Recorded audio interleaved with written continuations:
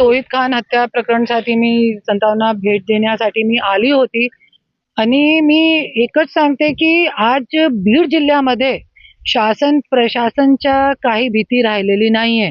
क्योंकि जे हत्या करणारे गुंड लोक आहे ते गुंड लोकांना पाठबळ देणारे हे राजकारणी लोक आहे आणि इकडचे जे 6 आमदार आणि 1 खासदार आहे त्यांना मी सांगते, जरी तुम्ही बीडची जनताला तुम्ही न्याय देऊ शकत नाही तर तुम्ही राजीनामा द्या. आणि आज परलीची तो अशी अवस्था झालेली आहे.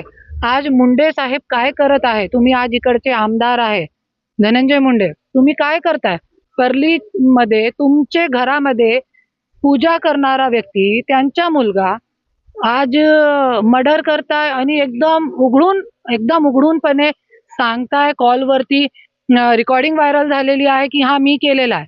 कुठे आहे आज भीती राहिलेली नाहीये. क्यों?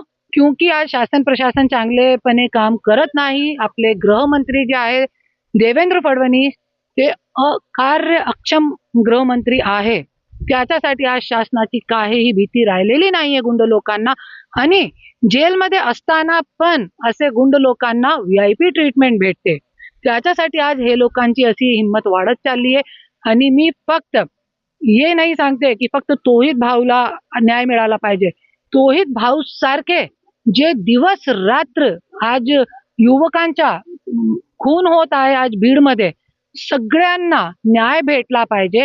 आणि मी आज जे जनता आहे त्यांना पण मी हात जोडून विनंती करते, आज जरी आपले आमदार खासदार आपल्याला न्याय देऊ शकत नाही तो आपल्या सगळ्यांना आज जात पात न विसरून आपल्याला एकमेकांचे पाठीमागे उभे राहण्याची आज गरज आहे. जरी आपण सगळे एकमेकांच्या पाठीमागे उभे राहिले तरी आपण एकमेकांना न्याय देऊ शकतो, अन्यथा असंच चलत राहणार.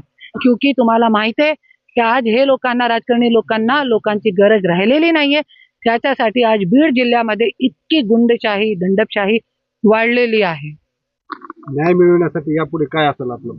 न्याय मिळण्यासाठी मी आज देवाभाऊला मुंबईमध्ये जाऊन मी देवाभाऊला निवेदन देणार आहे की आमचे बीडची पूर्ण गुंडगर्दी संपली पाहिजे. आणि आजपर्यंत जितके युवकांचे मर्डर झालेले आहे त्यांचे परिवाराला सगळे जितके आहे सगळ्यांचे तौहीद भाऊचे परिवाराला आज त्यांच्या मुला मुलीला बघितला मी. अरे एक छोटीशी लहान मुलगी 3 वर्षाची, तिला माहित पण नाहीये की माझे वडील येणार नाही. तिला असं वाटतं की माझे वडील कुठेतरी बाहेर गेलेले येणार आहे. तो मुलगा मुलगी कुठे जाणार, त्यांची आई काय करणार, स्पर्धेमध्ये असणारी एक महिला काय करणार, पुढे भांडे घिसणार, बर्तन घिसणार, काय करणार. हे सगळे गोष्टी सगळे लोकांच्यासाठी आहे. एक एकटी महिला कसं सांभाळू शकते आपल्या मुलाबाळांना. आणि शासनाला असे तुम्ही गुंडगर्दी संपू शकत नाही, आज हे खून खराबे जरी तुम्ही संपू शकत नाही तर त्यांच्या सगळ्या परिवारांची जिम्मेदारी जी आहे प्रशासनाला घ्यायला पाहिजे, शासनाला घ्यायला पाहिजे. हेच मी मागणी करणार आहे. जितके मर्डर झालेले सगळ्यांना न्याय भेटला पाहिजे. और हर घर का ही है। भीड़ में 20 साल के बच्चे को चाकू घोट के मार डाला। कुछ बात ना चीज, कुछ भी नहीं था। अभी आते आते 2 घंटे पहले देखा वो रॉड से धनाधन मारे जा रहा, मतलब कुछ डर ही नहीं है। गुंडाराज चालू गया भीड़ में, आमदार और खासदार रहने के बाद चालू एक बच्चे को नहीं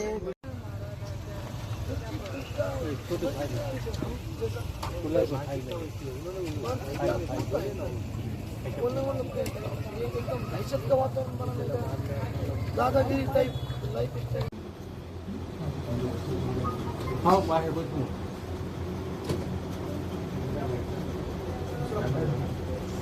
ये बच्ची को तो आज भी मालूम नहीं उसके आपके साथ क्या वो, ये आज भी बोलती है तो केक ला देंगे, केक ला देगा तो आ केक लाने गए थे अब्बू आए। मासूम बच्चों को क्या था।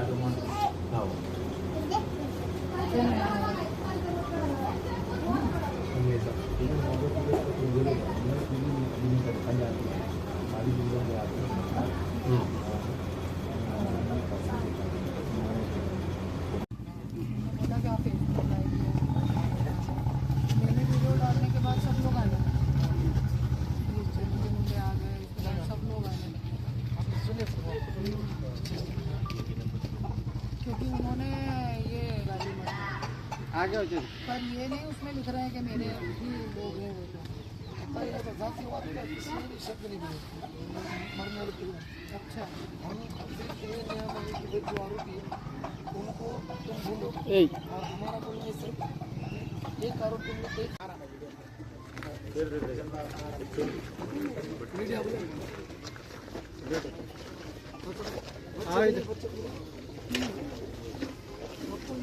हाँ भाई ये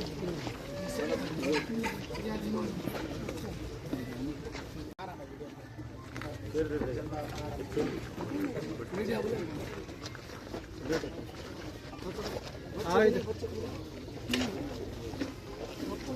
हाँ भाई ये